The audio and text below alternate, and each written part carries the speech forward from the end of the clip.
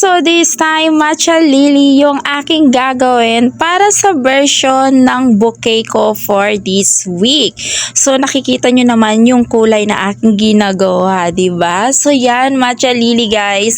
So alam nyo ba na napakaganda pala gawing itong bouquet? So story time tayo, quick story tayo. So kanina talaga na-upload ko na yung video ko na to. So dahil nga gumamit ako ng music, so ayun, na-copyright nga yung aking video. So para nga wala nang issue, ayan, dinelete ko yung video na to, then i-voice over ko na lang talaga siya. Kasi nga yung earnings for this video, i-claim talaga yon ng owners ng original music na ginamit ko. So dinelete ko talaga siya agad-agad. So sayan, sabi ko, i-voice over ko na nga lang ito.